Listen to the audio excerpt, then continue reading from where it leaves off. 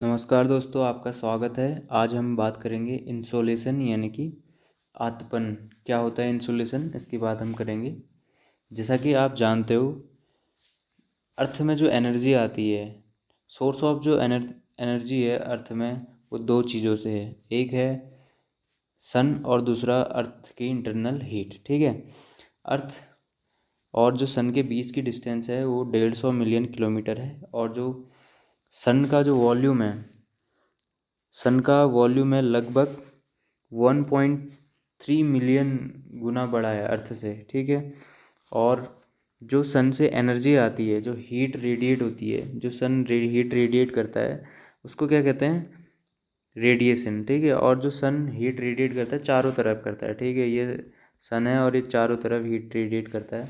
और जिसको हीट होती है उसको सोलर रेडिएशन कहते हैं। और जो सोलर रेडिएशन और जो amount of solar radiation earth receive करती है उसे कहते हैं इंसोलेशन। ठीक है। जान के कैसा लगा ये कमेंट बॉक्स में ज़रूर बताइए। और इसकी वजह से क्या इफ़ेक्ट पड़ता है वो अभी हम आगे जानेंगे। जैसा कि अगर एक ये एग्ज़ाम्पल है, ये एनसीईआरटी क्लास 6 का सेकेंड चैप्टर में ये दिया गया है।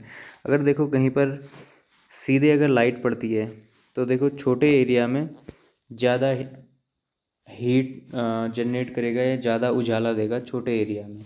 अगर उसी को हम तिरछा कर दें तो क्या होगा, वहाँ उजाला क्या होगा, वो बढ़ जाएगा, तो कम उजाला उसमें आएगा। ठीक है।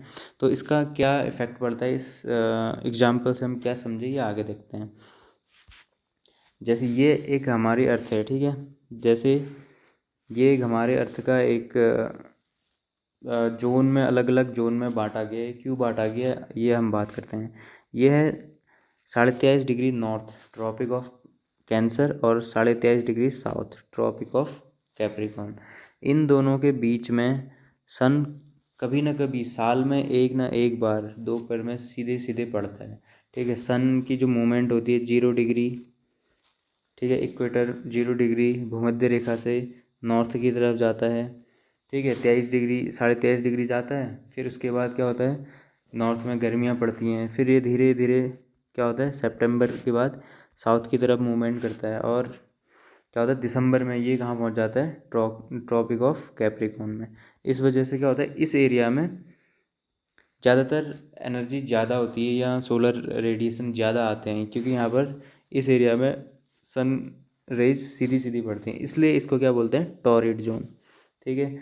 और इससे जो बाहर है, इतना जो एरिया है, ये जो एरिया है इससे बाहर, इस एरिया से बाहर सन की जो रेज हैं, रेडिएशन है, हमेशा तिरछी पड़ेंगी, हमेशा तिरछी पड़ेंगी इन एरियाज़ में।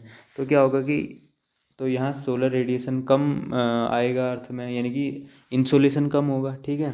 तो जो 23.5 से 66 नॉर्थ डिग्री है।